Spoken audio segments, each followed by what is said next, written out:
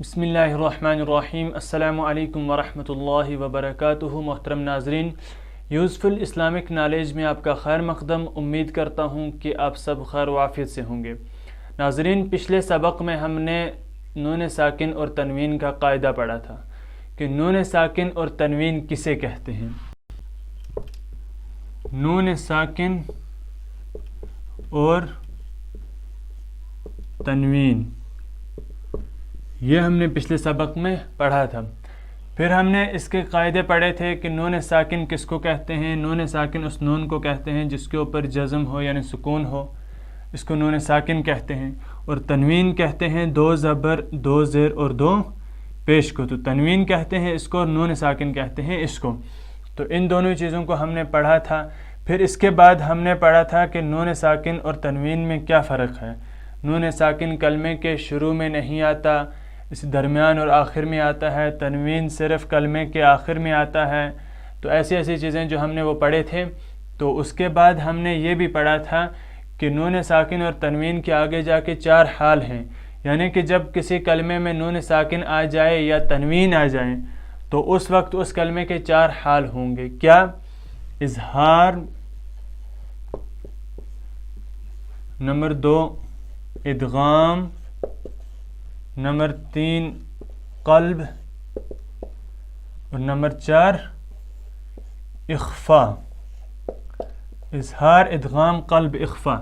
تو ہم نے آپ سے عرض کیا تھا کہ یہ چار حال ہیں نون ساکن اور تنوین کے، کہ جب ہم نون ساکن اور تنوین کو کسی کلمے میں دیکھیں پھر ہم اس کو ادا کریں گے، وہاں دیکھا جائے گا کہ اس سے پہلے کون سا حرف ہے، بعد میں کیا ہے، اس کے اوپر کیا حرکت ہے۔ انہی اعتبار سے اس کے چار حال ہوئے، یعنی چار قسمیں ہوتی تھی: اظہار، ادغام، قلب، اخفاء۔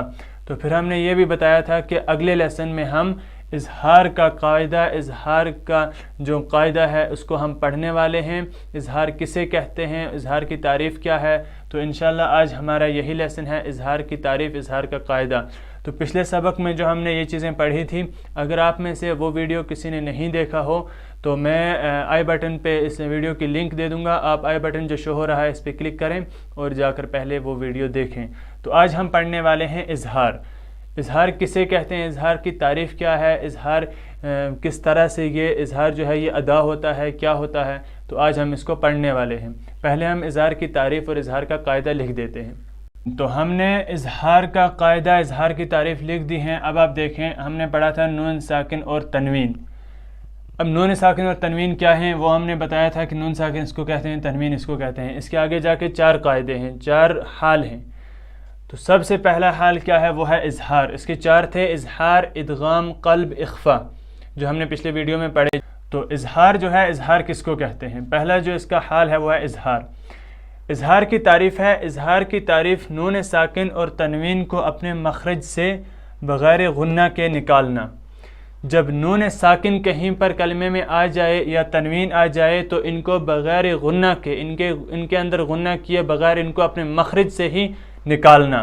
جیسے انعمت، ان تو ہم نے ان نہیں کیا، یا اخفاء یا ان نہیں کیا، بلکہ انعمت، سواء، سواء، ہم یہاں پر سواء نہیں پڑھیں گے بلکہ انعمت، انعمت سواء، ایسے نہیں بلکہ انعمت سواء علیہم۔ دوسری چیز کیا ہے، اظہار کا قاعدہ۔ اظہار کا قاعدہ کہتے ہیں کس چیز کو؟ اب ہم نے پڑھی اظہار کی تعریف، کیا نون ساکن اور تنوین کو اپنے مخرج سے بغیر غنہ کے نکالنا، اس کو کہتے ہیں اظہار۔ اظہار کس چیز کو کہتے ہیں؟ اظہار کہتے ہیں کہ جب نون ساکن اور تنوین کہیں پر آ جائیں، کہیں کلمے میں نون ساکن آ جائے یا کسی حرف کے اوپر تنوین آ جائے تو اس وقت اس حرف کو اپنے مخرج سے بغیر غنہ کے نکالنا ہے۔ جو اس حرف کا مخرج ہے اسی طریقے سے اس کو ادا کرنا ہے، اس میں غنہ وغیرہ اخفاء کچھ نہیں کرنا، صرف اس میں اظہار ہوگا۔ جیسے انعمت سواء، سواء علیہم، اسی طرح عذاب علیم۔ اب اظہار کا قاعدہ کیا ہے، یہ کہاں پر ایسا ہوگا؟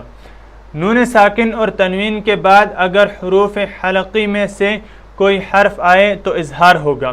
جب کہیں پر نون ساکن ہو یا تنوین ہو تو اس کے بعد حروف حلقی میں سے کوئی حرف آئے، جیسے یہ والی مثال آپ لے لیں کہ ہم نے اس کو پڑھا انعمت انعمت، اور یہاں پر کیا ہے سواء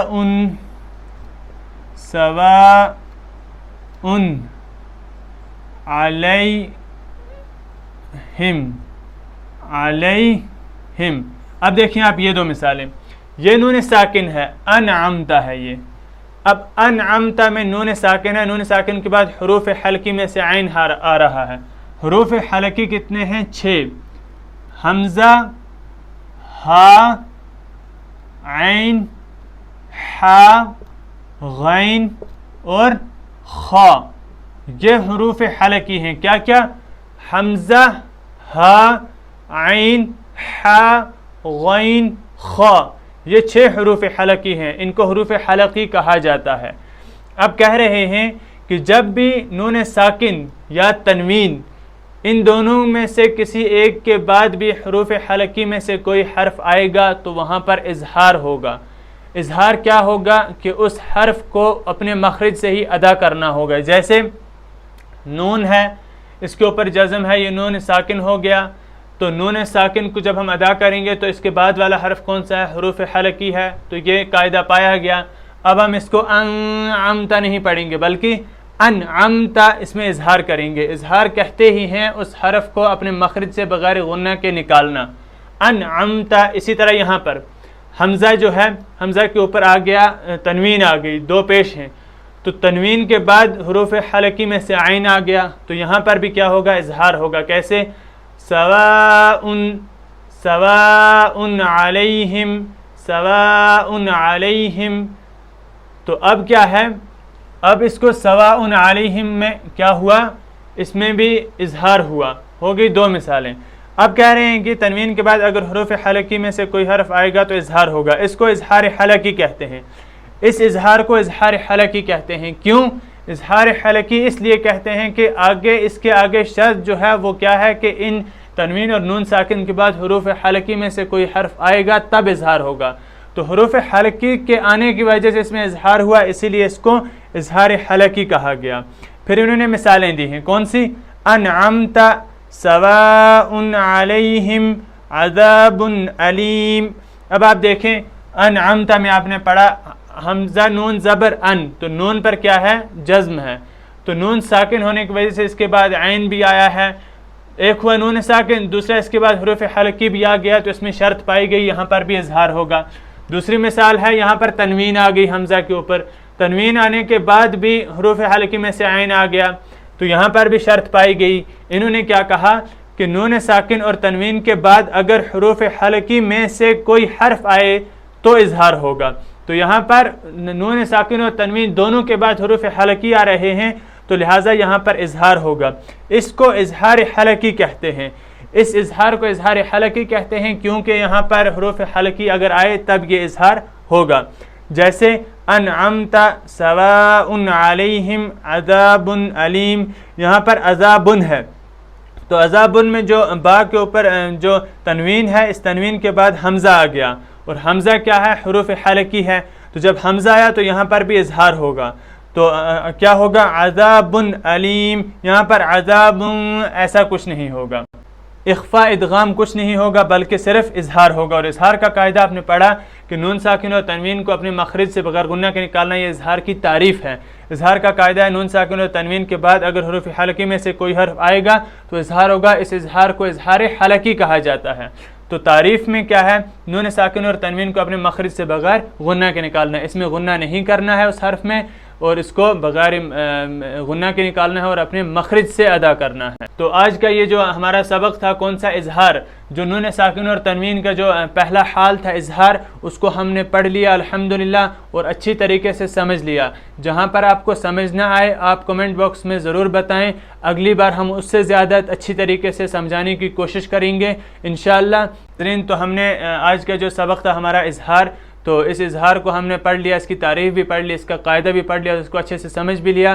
تو آپ سے گزارش ہے کہ ان تمام دروس کو اچھے سے پڑھیں، اچھے سے سمجھیں، تاکہ آپ قرآن کریم کو اچھے سے پڑھ سکیں اور دوسروں کے پاس بھی شیئر کریں، تاکہ وہ بھی آپ کے ذریعے سے ان کا قرآن صحیح ہو سکے، وہ اچھی طریقے سے پڑھ سکیں۔